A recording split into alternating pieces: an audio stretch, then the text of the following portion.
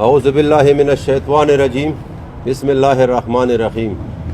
مو نن دلته پریس کلب ته راغلي یو، خو څه مقصد دپاره راغلي یو. چند داسې مطالبات دي چې هغه قابل غور دي. مو اعلی چارواکو نه دا مطالبه کوو چې د مو په دغو خبرو د عمل وکړي. چې هغه خبرې د مو دا دي.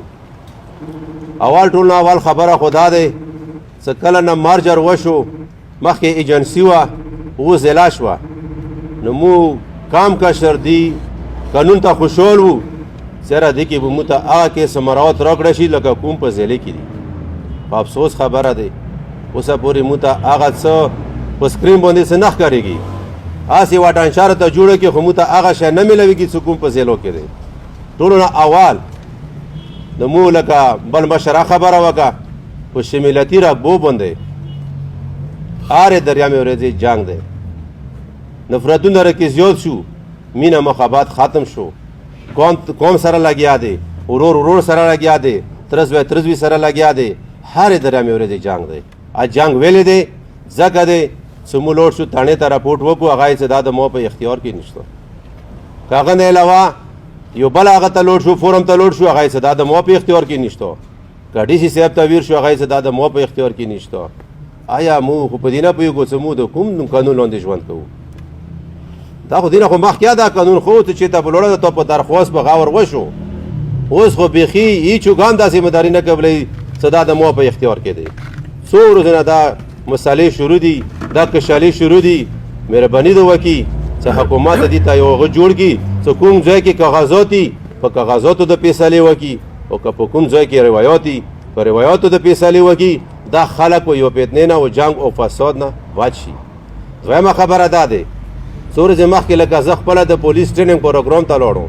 په اټ بلوچ کې څو ډانچې جوړې شوې د پولیس ټریننګ دپاره وې، چې هغې کې علیزای تحصیل ډانچه جوړه وه، هغې کې تحصیل سادې ډانچه جوړه وه، اپر کورم تحصیل ډانچه جوړه وه، او د ډوګر تحصیل ډانچه جوړه وه.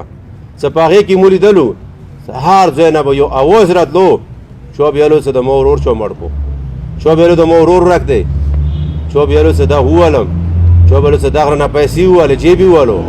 په هغه نه مو دا مایند کا هغه د سوي زړه اواز راتلو. هغه د سوي زړه اوازونه تاڼو نه رسي، اوس هم هغه اوازونه رسي. تاسو به تاڼو ته لاړ وو، بیا دې کې څه وکړي سی چو صاحب هغه ته اف آی آر وکړي.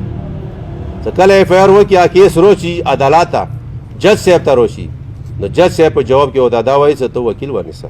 حالانکې دا قانون دی چې وکیل به خامخا نیسي.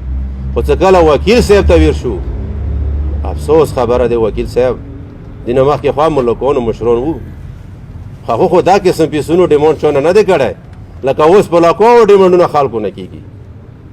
یو غریب سړی سوي زړه اوس راشي، غریب هغه واس نه وي، هغه دوره واس نه وي چې هغه تاڼې ته کرایه وکړي.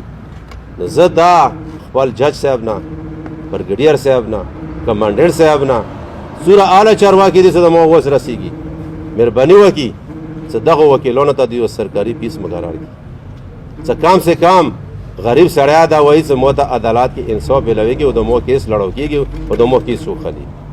نو که دا کیس ونه کړو نو مو بیا برفور د وکیلانو خلاف احتجاج باندې مجبور وو. دا د مو مطالبه دی.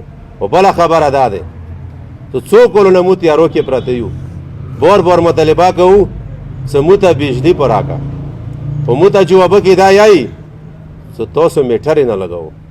افسوس خبره دی، مو میټرو نه انکار نه دی کړی چې کوم په کمرشل ایریا کې هغه غوښتي دي. مو مخکې په کمرشل ایریا کې میټر یا ولګولې، خو هغه مو سره اول شپه دا کړي وه چې 24 غنټې به ته مو بجلي درکوو.